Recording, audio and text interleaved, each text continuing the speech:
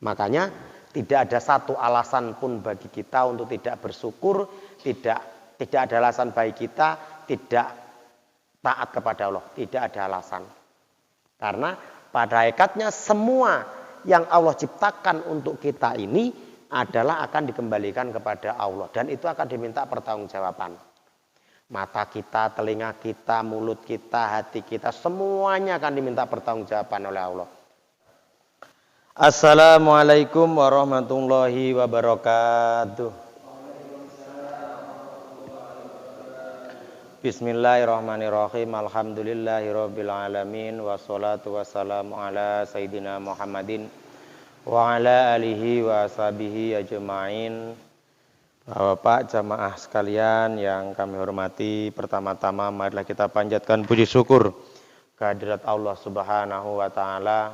Allah masih memberikan rahmat kepada kita semuanya.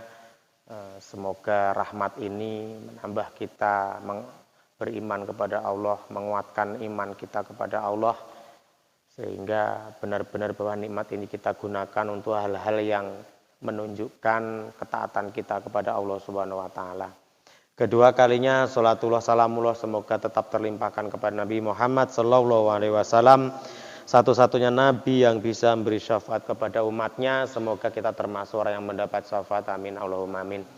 Bapak kalian para jamaah yang berbahagia, malam ini kita membaca surat Al-Baqarah ayat 58. Pada ayat ini masih tetap membicarakan perilaku-perilaku Bani Israel, yaitu sebuah kaum yang kita kenal dengan umatnya Nabi Musa, begitu ya Pak ya. Dalam hal ini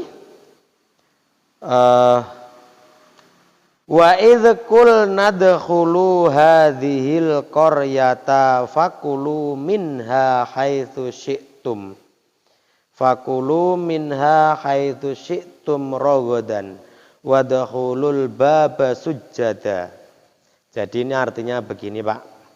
Jadi Bani Israel itu diperingatkan oleh Allah untuk mengingat-ingat apa-apa yang telah terjadi di masa lalu begitu. Jadi ketika zaman Nabi Muhammad, keturunan-keturunan Bani Israel itu diingatkan kembali. Di antaranya ada di sini begini.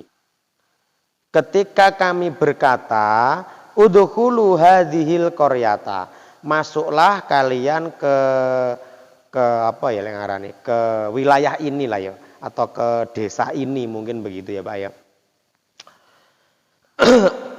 Masuklah kamu ke wilayah ini. Maksud yang dimaksud di sini itu Baitul Maqdis, Pak. Jadi apa ngarani di Palestina ya, Pak ya. Kon mlebu ning Palestina begitu. Masuk ke Palestina oleh Allah ke wilayah Palestina, Baitul Maqdis ke situ. Terus kemudian apa yang diminta, yang dikatakan oleh Allah?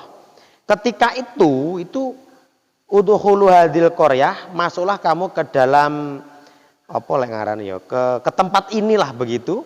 Fakulu minha haitsu syi'tum ragadan.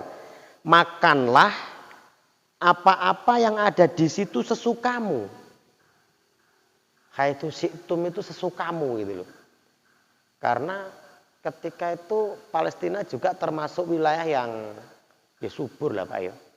Komplek Baitul Maqdis itu sebuah komplek yang tempat yang opo-opo sebenarnya, buah-buahan terutama kurma ada begitu ya Pak ya. Jadi ketika mereka diminta Allah untuk masuk ke wilayah itu sudah masuk saja dan makanlah apa-apa yang ada di situ sesukamu begitu. Sesukamu, wis terserah awakmu gitu.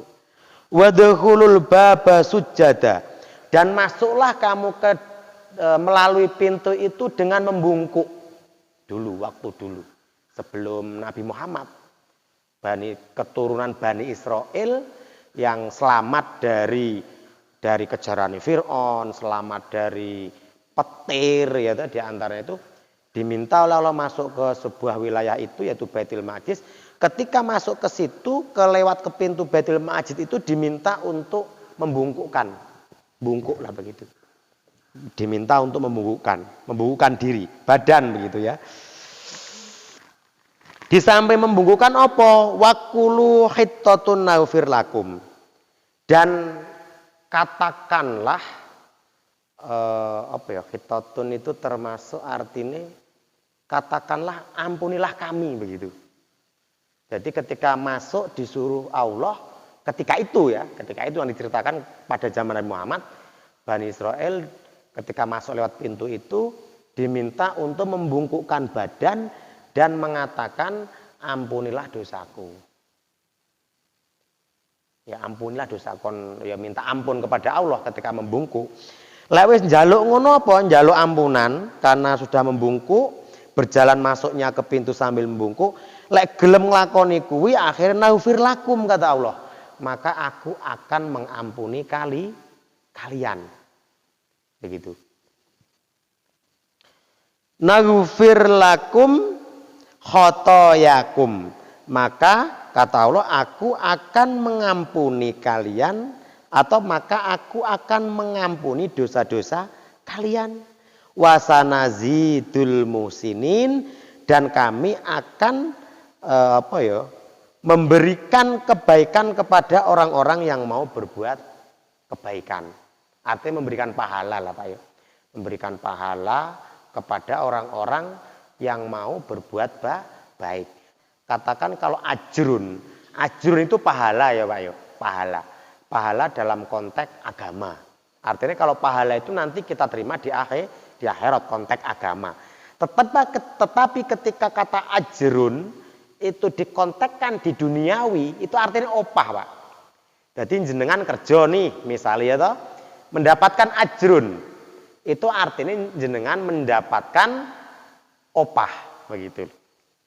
Makanya ada hadis itu kalau tidak salah, al ajru biqadri ta'ab. Opah itu sesuai dengan tingkat kesulitan. Jadi lek ngerjane ngoyo, lek kerjane untuk akeh ya berarti ya Pak ya, tur yo ngoyo, ganjarane atau bayarannya kudune kan akeh ya Pak ya gitu. Jadi al ajru biqadri ta'ab begitu. Jadi itu hal-hal begitu oleh Allah diminta untuk mengingat kembali. Biyen ki zamane setelah Nabi Musa, keturunan-keturunane Bani Israel itu ketika masuk ke Baitul Maqdis oleh Allah diminta untuk begitu, membungkukkan kepala, membungkukkan badan sambil memohon ampun kepada Allah. Kalau mau melakukan itu kata Allah, maka Allah akan naghfir lakum, maka Allah akan mengampuni dosa-dosa kalian. Begitu. Dan apalagi wasanazidul musinin, dan Allah akan memberikan tambahan kebaikan kepada orang-orang yang mau berbuat baik begitu. Terus kemudian fabaddalal ladzina dzalamu qaulan ghairal ladzi qila lahum. Nah, yang namanya Bani Israel itu tetap enak Pak sing brekele Pak. Ketika itu ya enggak, sebenarnya bukan hanya Bani Israel sih. Saiki pun banyak sekali orang yang ndablek ya akeh. Fabaddalal ladzina dzalamu.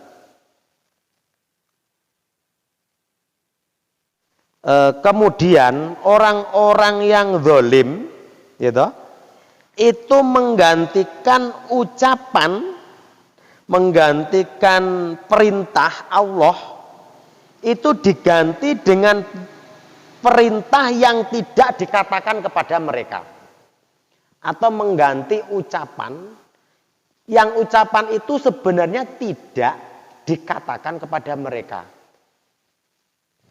Jadi gini ceritanya. Jadi kalau orang-orang Bani Israel itu sebagian itu masih ada orang-orang yang selalu tidak taat kepada Allah. Makanya ini dikatakan ada orang-orang yang zalim yang itu mereka itu mengatakan sesuatu yang tidak dikatakan kepada mereka. Artinya mengatakan hal-hal yang sebenarnya Allah tidak mengatakan itu.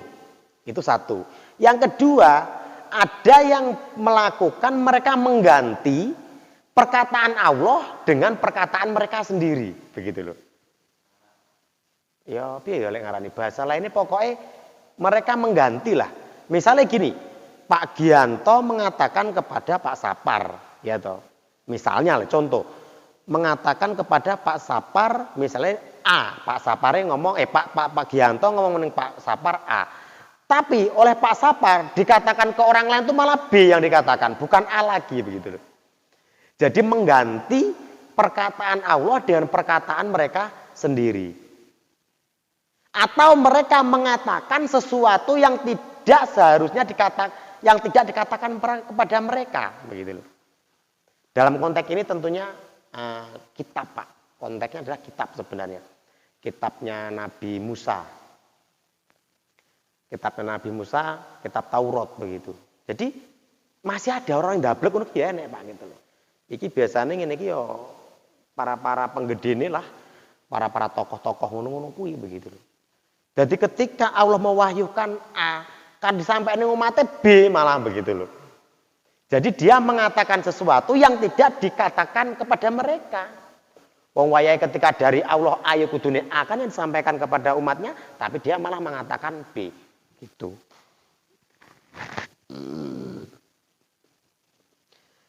Fabaddalal ladzina dzalamu qawlan ghairal ladzi qila lahum.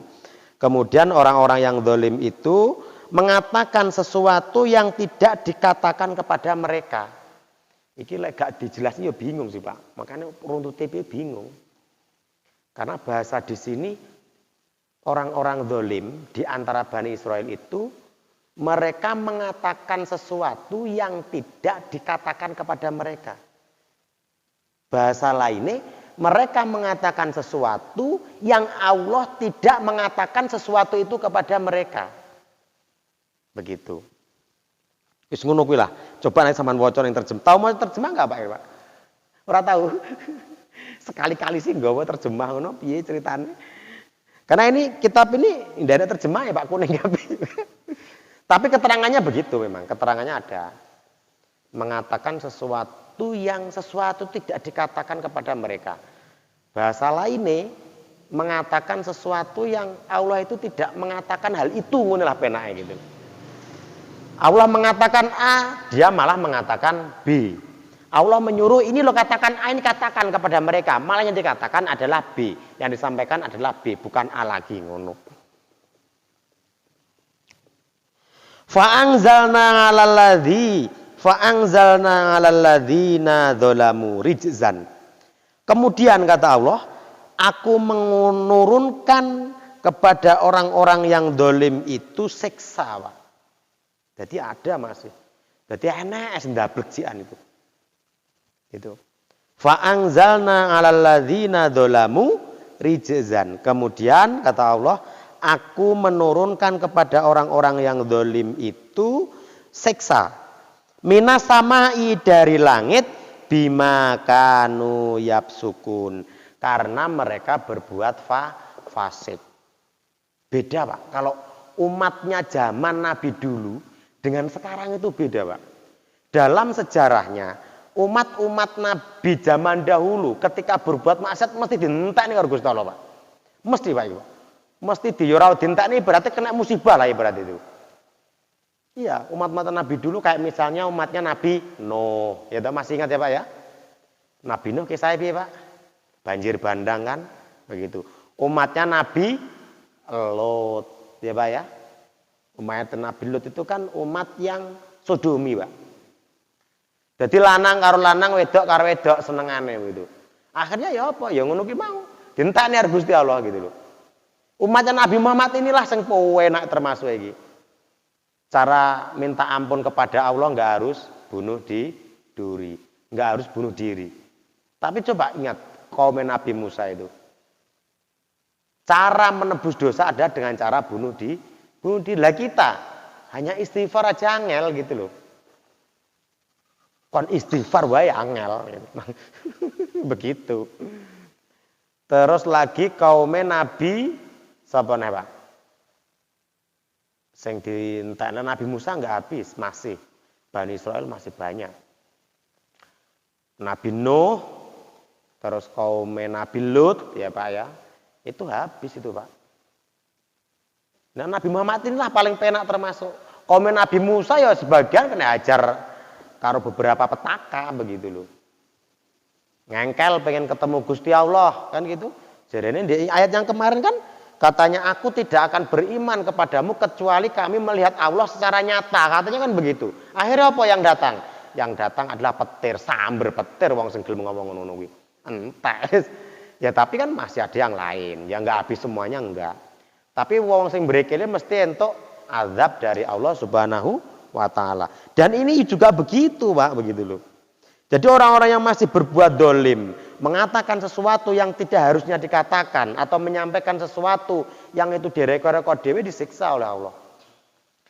Begitu. Di sini tadi ditegaskan fa'angzalna 'alal ladzina dzalamu. Kemudian kami menurunkan azab kepada orang-orang yang dolim. Azab dari apa? Minas samai, dari langit. Menurunkan azab dari langit bima kanu yaksukun, karena mereka berbuat fasik. Begitu. Kita lanjutkan. Wa idistasqa Musa liqaumihi, dan ulkur, dan ingatkanlah dan ingatlah ketika Nabi Musa meminta air kepada Allah untuk kaumnya. Jadi ketika itu air susah, kemudian Nabi Musa berdoa ya Pak ya. Nabi Musa berdoa memohon air dari Allah itu. Dan ingatlah ketika Nabi Musa minta air untuk kaumnya, yang artinya dia berdoa Pak Mas Pak. Jadi Nabi Musa berdoa minta air yang itu untuk kaumnya Nabi Musa, air itu. Terus Allah memberikan petunjuk, fakul nadrib bi'asaka hajar. Kemudian Allah fakulna, kemudian aku berkata, kata Allah, idrib bi'asaka, pukullah batu itu dengan apa ya? Neng kene asoka itu artinya teken ya Pak ya. Pukullah batu itu dengan tongkatmu lah begitu. Kon utuk, kon mukul Pak. Setelah dipukul batu itu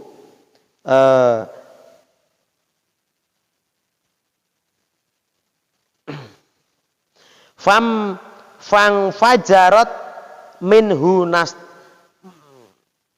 fang fajarat minhu isna asaro ainan.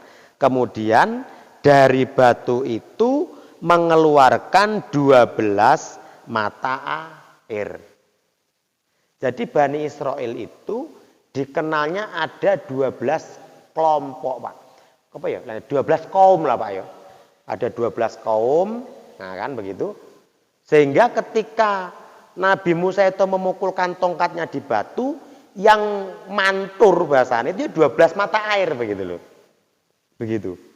Jadi ketika Nabi Musa berdoa kepada Allah, minta diberi air, akhirnya turunlah petunjuk oleh Allah, diminta untuk memukul batu.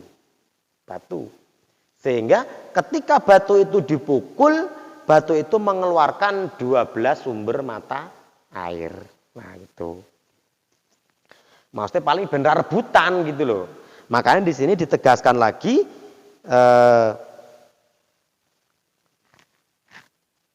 fakul nanti masuk hajar minhu ngatawaina qad alima kullu unasim masrobahum. Dan setiap orang atau setiap kaum itu mengetahui tempat minumnya masing-masing. Artinya ngono. Qad alima unasim masrobahum. Jadi setiap orang, setiap kaum itu, setiap kelompok 12 kelompok kaum itu dia mengetahui tempat minumnya masing-masing. Jadi misalnya kelompok A ngombene sing panturan sing kae, B kae, C kae gitu. Ben ora rebutan gitu loh. Karena ya jenenge wong akeh iso rebutan gitu. Makanya oleh Allah dikeluarkanlah 12 sumber mata air. Nah, nikmat ini oleh Allah diingatkan kembali. Termasuk nikmat ini gitu loh. Nikmat ketika Nabi Musa masih kemudian kaumnya kekurangan air ya toh. Akhirnya Nabi Musa berdoa minta Allah untuk diberi air. Allah memberi petunjuk agar Nabi Musa itu memukulkan tongkatnya ke batu begitu. Sehingga keluarlah 12 sumber mata air. Dan setiap kelompok orang, kelompok kaum itu mengetahui, oh iki aku ki ning kene, sikae ning kene begitu. Nah, nikmat ini tuh diingatkan kembali oleh Allah agar apa? Mereka mau bersyukur, mereka mau bertakwa begitu loh. Tapi sampai zaman Nabi Muhammad pun mereka masih ngeyel, masih angel. Padahal banyak nikmat yang diberikan oleh Allah kepada Bani Israel. Yang sudah kita bahas dari kemarin, diselamatkanlah dari kejar-kejaran Fir'aun ya Pak ya. Diselamatkan. Terus kemudian apalagi ketika kaum Bani Israel itu berada di padang pasir, dinaungi oleh awan, oleh mendung ya Pak ya. Wis panas kaya apa dinaungi oleh mendung. Terus kemudian dikasih air minum, dikasih daging di situ begitu. Ini yang terakhir dibahas lagi apa meneh? Yang terakhir ini kekurangan air, Nabi Musa berdoa, akhirnya Allah mengeluarkan 12 sumber mata air. Nikmat-nikmat itu oleh Allah diminta untuk diingat kembali. Al-Quran menceritakan itu. Ini dalam rangka apa? Dalam rangka Bani Israel itu yakin bahwa Al-Quran itu benar-benar dari Allah. Tercatat dalam Al-Quran loh Pak. Mengapa kok Al-Quran mencatatkan ini? Karena sebenarnya meskipun tidak dicatat dalam Al-Quran, kisah-kisah itu turun-temurun itu masih menjadi sejarah bagi Bani Israel sendiri. Jadi keturunan Bani Israel sangat tahu kisah itu begitu loh. Jadi anak cicit-cicitnya itu ngerti kisah-kisah itu tahu semua. Meskipun tidak ditulis dalam dalam kitab mereka, tetapi mereka tahu begitu. Sejarah bapak mbak ibu itu ini eruh. Karena itu menjadi sejarah yang sudah disampaikan dari turun-temurun memang seperti itu begitu. Dan Al-Quran membukukannya. Al-Quran mengingatkan kembali. Artinya apa? Gusti Allah itu memberitahu Bani Israel bahwasanya memang Al-Quran itu adalah dari Allah Subhanahu wa Ta'ala. Begitu. Mungkin adalah kalau di suatu buah wilayah misalnya Pak Yo, ada cerita yang turun-temurun sampai 7 turunan pun wong cek kelingan loh Pak. Dan itu juga diceritakan di dalam kelompok mereka begitu loh.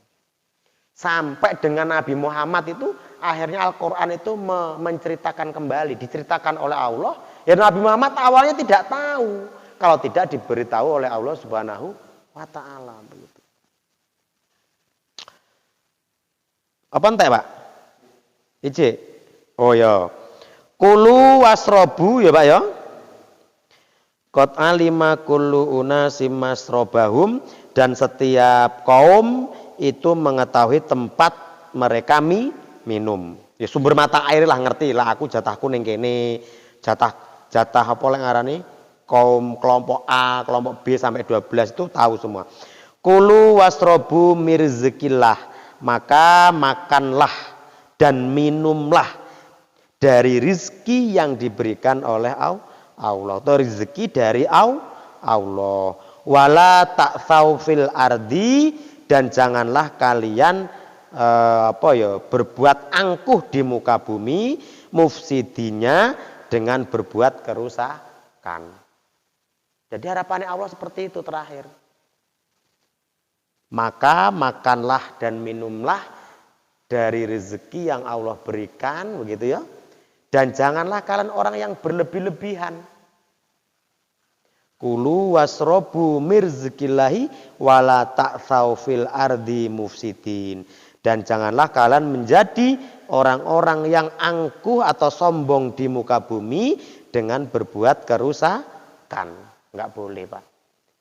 Berbuat kerusakan di sini dalam artian tidak hanya sekedar berbuat kerusakan yang alam, Pak. Allah menganggap ketika kita itu tidak taat kepada Allah, tidak manut karo Gusti Allah, ini termasuk bisa dikatakan orang-orang yang berbuat kerusakan di muka bumi. Tidak mau menyampaikan yang hak itu juga termasuk berbuat kerusakan di muka bumi.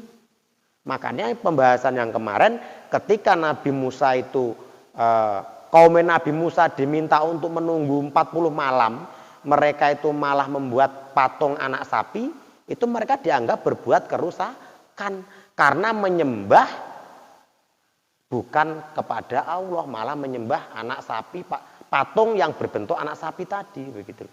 Termasuk berbuat kerusakan begitu. Jadi berbuat kerusakan itu tidak hanya kita merusak alam, tidak hanya itu gitu, pada hakikatnya. Kita tidak menyampaikan sesuatu kebenaran itu juga berbuat kerusakan.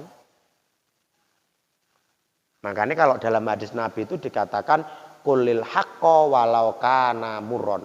Katakanlah sesuatu yang hak itu meskipun pahit, Pak. Ya memang abot. Kebenaran itu harus disampaikan. Sampaikan aja, tapi yang diberitahu menerima atau tidak menerima itu urusan buri. Yang penting adewes menyampaikan. Padha karo sifat wajib bagi Rasul, tabligh. Nabi Muhammad itu hanya menyampaikan saja. Masalah mereka menerima atau tidak menerima urusan lain wesan. Begitu. Kulil haqqo walau kana murron. Sampaikan sesuatu kebenaran itu meskipun pahit. Kadang kita dalam kasus tertentu dulure ditutup-tutupi malan. Iya dah. Konco cedeknya ditutup-tutupi kan begitu. Malah ditutupi. Ya kalau nggak mampu ya jangan ditutupi, udah biarin aja begitu loh malahan kalau nggak mampu gitu loh. Makanya dalam konteks apa lek ngarane amar ma'ruf nahi mungkar itu ada tahapan-tahapannya. Kalau dalam hadis itu dikatakan begini, Pak. Teng hadis kae man ra'a minkum mungkaron falyughayyirhu biyadi. Siapa saja yang melihat kemungkaran, banyak kemungkaran, Pak. Orang-orang berbuat maksiat, orang-orang tidak taat, ini termasuk kemungkaran. Falyughayyirhu biyadi. Maka ubahlah kemungkaran itu dengan kekuasaanmu, dengan tanganmu. Tangan kuasaan atau kerasi iki, Mang. Fa illam yastati, jika kalian tidak mampu, jika kamu tidak mampu, fabilisani, maka ubahlah kemungkaran itu dengan lisanmu. Fa illam yastati, jika tidak mampu dengan lisanmu, ya toh? Lam yastati fabiqolbi. Lek enggak mampu karo tangan, karo lisan, fabiqolbi, karo ati. Artinya ndonga, Pak. Wa huwa adaful iman. Meskipun karo ndonga iku serendah-rendahnya iman, Pak. Ada tingkatane begitu loh. Jadi tingkatannya ngono ku mau. Lah ade merasa enggak mampu didongakne wae wis. Apakah itu enggak dapat pahala? Dapat meskipun rendah, tapi masih ada nilainya di sana. Ya mungkin lah diukur dengan materi, lah iso karo tangan 1 juta lah berarti Pak yo. Ya toh? Lek ra iso karo tangan ya karo lesan lah diomongi apik-apik berarti ya entuk 500.000 je mending. Lek gak iso meneh ya paling ya maka karo donga entuk mending 200.000 jan. Kan begitu. Yang artinya masih ada tingkatannya meskipun dengan doa itu sesuatu yang ya rendah begitu, tapi tetap masih ada nilainya begitu. Gitu. Jadi paham ya Pak ya? Jadi begitulah kaum Nabi Musa itu kaum yang termasuk paling brekele, padahal Allah sudah memberitahu mereka itu orang yang selalu diunggulkan di muka bumi ini. Itu sudah catat dalam Al-Quran. Jadi Bani Israil itu kaum yang pinter, wonge kreatif, sampai sekarang begitu loh. Tapi yang ngono ki brekele begitu loh. Sudah banyak nikmat Allah yang diberikan kepada mereka, tapi masih aja mereka ndablek. Ya tidak semuanya, tetap ada yang tidak ndablek, tapi kebanyakan ndablek begitu. Bapak sekalian yang berbahagia, para jamaah, yang pasti sedikit-sedikit kita terus mengetahui si Quran, menjadi pengingat. Kalau Arturu ya dieling-eling lah ya. Apa toh mau isine ngaji mau kan begitu. Sehingga yang namanya nikmat itu memang harus disyukuri. Lah ning Quran kae Wa idh ta'adzana rabbukum la in syakartum la azidannakum wa la in kafartum inna adzabi lasyadid. Wa idh ta'adzana rabbukum, dan ingatlah ketika Tuhan memberikan izin kepadamu Ibrahim, la in syakartum la azidannakum. Jika kalian mau bersyukur, mesti akan aku tambah nikmatku kepadamu. Wa la in kafartum, tapi jika kamu mengingkari nikmat yang aku berikan kepadamu, kata Allah, inna adzabi lasyadid, sesungguhnya siksaku sangatlah pedih. Dinikmati, jadi duwe rezeki dinikmati, Pak. Termasuk Bani Israil kan Gusti Allah kan bersyukur gitu loh, Pak Quran. Wis diselamet kayak gini itu, dikei rezeki itu kan bersyukur. Tapi ya nduablek. Lek gak gelem bersyukur ya akhirnya ya panggah dikei siksa terus ngono kuwi akhirnya. Lek bersyukur ya ditambah malan. Gitu loh. Lek gak bersyukur ya kena siksa ngono kuwi. Saiki opo sih kaya dhewe ngene iki? Alasan apa kalau kita tidak mau bersyukur kira-kira? Satu aja nikmat Pak saya. Nikmat apa? Nikmat ngerasakne, Pak. Ngrasakne ilat iki lho coba. Saiki wong sing kena corona ku rasane apa ora duwe rasa. Mati rasa dalam perasa lidahnya. Pedes ra ngrasakne, pedes, asin ra ngrasakne. Susah ta, Pak ya? Iku adong Gusti Allah diilangi rasa kuwi urip iki hambar. Enggak ada lagi, belum yang lain. Nikmatnya bisa mendengar. Satu aja dibuang nikmat itu, mumet ade, Pak. Coba oleh enggak nikmat saman mendengar dituku sak miliar kira-kira? Ayo. Iya. Apa nikmate iso ndelok saiki? Moto iki, Pak. Oleh gak moto sampean tuku sak miliar ya? Sargi apa sampean duwe tak kira iso ndelok iki berarti? Artinya tidak ada alasan bagi kita untuk tidak bersyukur. Tidak ada alasan. Iso mangan enak. Iso ngrungokne sing penak-penak. Iso ndelok barang api-api.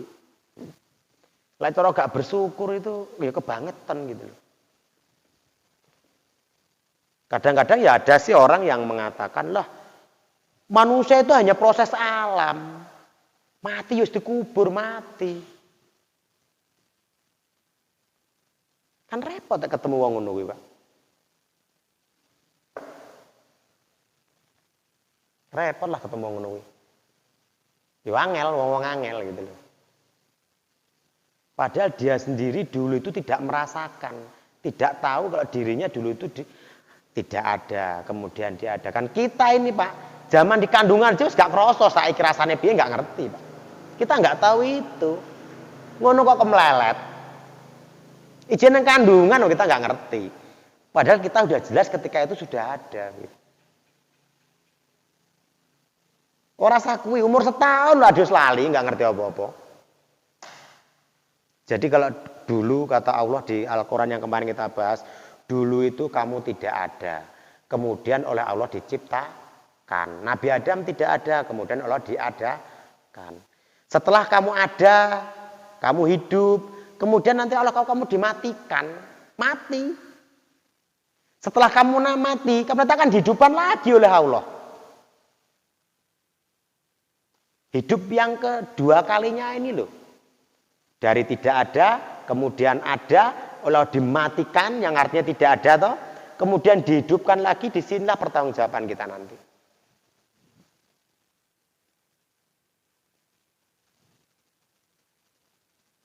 Kadang-kadang kita membaca satu sisi aja bingung. Coba saman pikirkanlah, wong ngimpi iku piye prosesnya? Kan nggak ngerti kita. Kalau kita mau merenung, oh iya ya, wong iso ngipi yo, iso dolan rono-rono yo, iso ngerti kono-kono gitu. Dari situ aja kita udah nggak bisa mecah, Pak. Belum ada orang yang bisa memecah misteri mimpi itu, ndak ada, Pak. Teknologi apapun belum bisa menjangkau. Ngunukar kemelelet. Makanya tidak ada satu alasan pun bagi kita untuk tidak bersyukur, tidak ada alasan bagi kita tidak taat kepada Allah, tidak ada alasan.